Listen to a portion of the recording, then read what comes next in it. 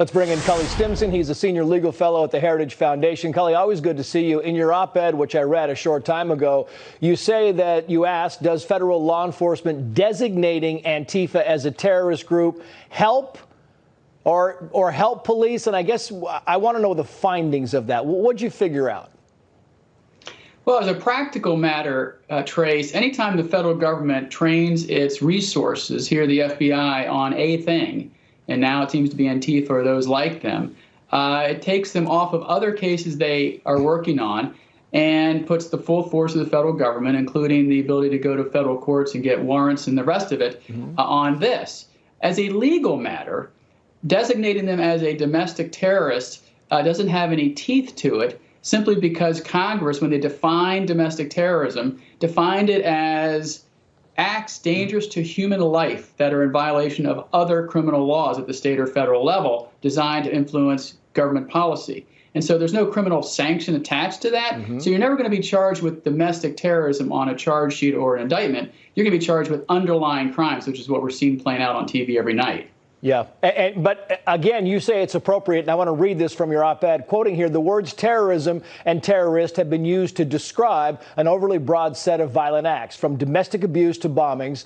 Due to the overbroad use of the term terrorist, the word itself has largely lost its meaning, resulting in a political and public disagreement on which organizations, if any, should be labeled terrorists and why. The term, you end with, appropriately applies to Antifa. So may not have any teeth, but you know what? It should be done nonetheless.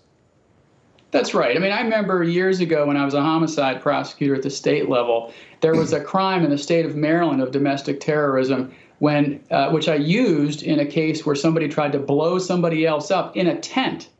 Luckily, they didn't succeed, but they tried. And that was an act of terrorism at the state level. Here, the federal definition doesn't have any teeth. But what the practical reality, Trace, is that now that Christopher Wray and his agents and other agents of the federal government can use the lawful tools of the federal government to focus on a group. Doesn't matter what the group is, but if they're committing criminal acts, then they're under the spotlight and they should stop breaking the law. Which is to say that, you know, look, we've got all this videotape of all these looters going in, grabbing stuff, lighting things on fire. I mean, that is potentially valuable evidence to prosecute these. In fact, it is valuable evidence to prosecute these people. Right. It's not only valuable evidence. The fact is that it's the act of a crime committed in front of everybody to watch. The thing is, though, I assume, Trace, that they're assuming that the overwhelming number of them who are committing crimes simply are not going to be prosecuted because there's so many of them doing it and there's so few resources to prosecute everybody at the state or federal level. And they're probably right. Yeah, I want to play this soundbite from the Attorney General, Bill Barr, and get your reaction on the other side. Watch.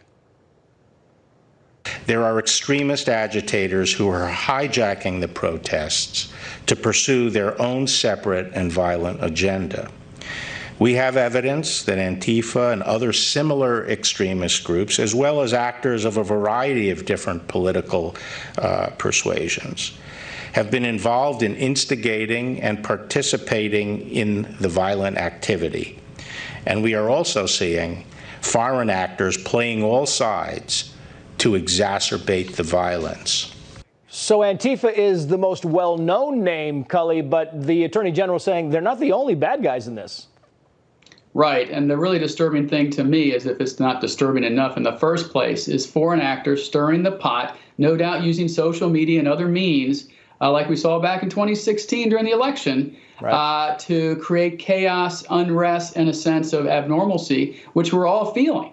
And so they're succeeding, and I take it that General Barr and Christopher Wray have their work cut out for them, but they'll succeed on some level when they start rolling people up and indicting them. Yeah, we shall see. Cully Stimson, good to see you. Thank you.